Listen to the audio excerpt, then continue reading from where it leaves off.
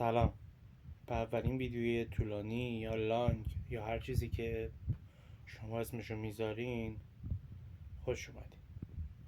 در این قسمت بنده سعی دارم درباره دانشگاه رفتن یا نرفتن برنامه نویسان صحبت کنم.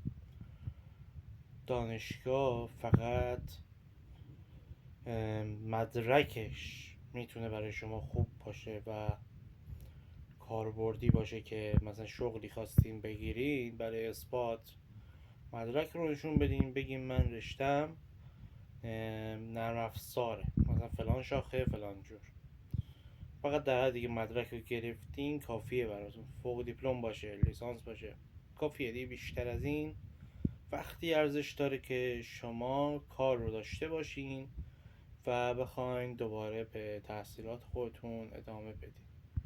چون طبق چیزهایی که دیده شده و چیزهایی که تا الان من دیدم، اونقدر علمی به شما در دانشگاه داده نمیشه که به درد شما بخوره. شما اکثرا باید خودتون کار کنین تا یاد بگیرین، خودتون باید تمرین کنین تا یاد بگیرین. وگرنه داخل دانشگاهی که شما تمرینا رو کاغذ می نویسید و امتحان میدین، چیزی نصیب شما نمیشه.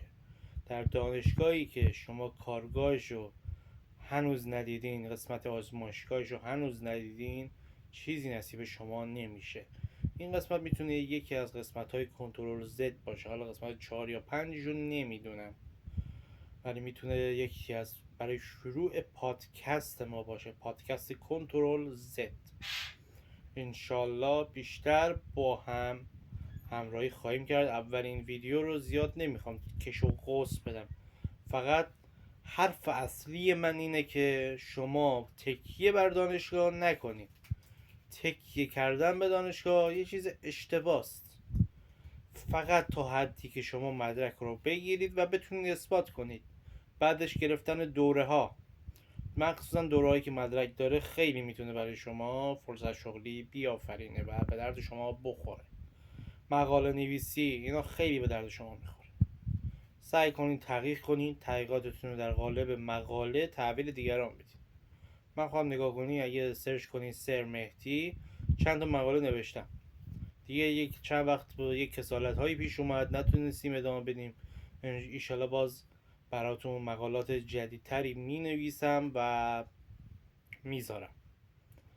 پس لطفاً به حرف من اگر دوست دارید، به عنوان برادری، به عنوان همیاری، مشاوری، هر چیزی که در اون حد من رو میبینید، بنده رو، حرف من رو تا حدودی ازش استفاده کنید. نمیگم کامل گوش بدین، میتونی استفاده های کنید. حالا هر قسمتی که خودتون مد نظر دارید استفاده کنید.